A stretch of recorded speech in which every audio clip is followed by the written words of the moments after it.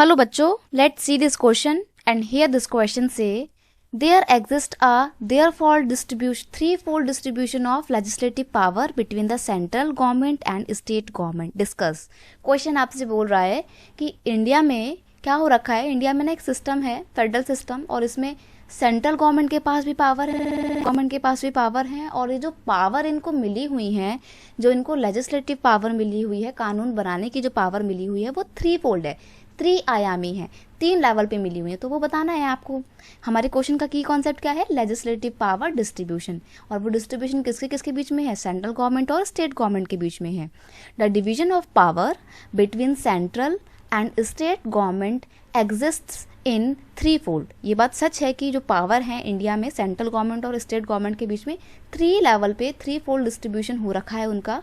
There are 3 list, union list, state list और concurrent list. और ऐसा इसलिए बोला जाता है क्योंकि कानून बनाने के लिए क्या है, सेंट्रल गवर्नमेंट की एक अलग लिस्ट होती है जिसको यूनियन लिस्ट बोलते हैं, और यूनियन लिस्ट में जितने भी सब्जेक्ट होते हैं उसके ऊपर कानून बनाने का काम किसका होता है? सेंट्रल गवर्नमेंट का होता है। सिमिलरली स्टेट गवर्नमेंट की एक अलग लिस्ट होती है जिसको स्टेट लिस्ट बोलते हैं, और एक तीसरी लिस्ट होती है कॉन्करेंट लिस्ट। और ये ऐसी लिस्ट होती है जिसपे स्टेट गवर्नमेंट और सेंट्रल गवर्नमेंट दोनों ही कानून बना सकते हैं।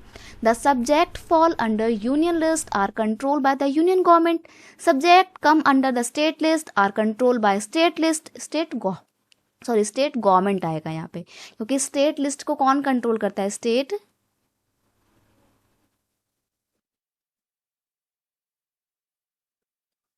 गवर्नमेंट कंट्रोल करती है, तो यहाँ पे गवर्नमेंट आ जाएगा। सिमिलरली अगर हम कॉन्करेंट लिस्ट की बात करें, concurrent list subject both on the concurrent list subject both the central as well as state government can make law. इस concurrent list में दोनों ही कानून बना सकते हैं, लेकिन ध्यान रखिएगा कई बार पेपर में क्वेश्चन पूछता है कि concurrent list में अगर 2 गवर्नमेंट के बीच में कॉन्फ्लिक्ट है तो कौन कानून बनाएगा। तो ऐसे में कानून तो भले ही दोनों ने बना लिया हो, लेकिन अगर कॉन्फ्लिक्ट है तो ऐसे में सेंट्रल गवर्नमेंट के द्वारा बनाया हुआ कानून प्रिवेल होता है, वो मान्य होता है। तो इस तरीके से 3 फोल्ड डिस्ट्रीब्यूशन है ना पावर का, स्टेट का अलग, यूनियन का अलग, और एक कॉन्करेंट में तो दोनों ही बना सकते हैं। तो ये था पावर का distribution. I hope you understand it well. Best of luck.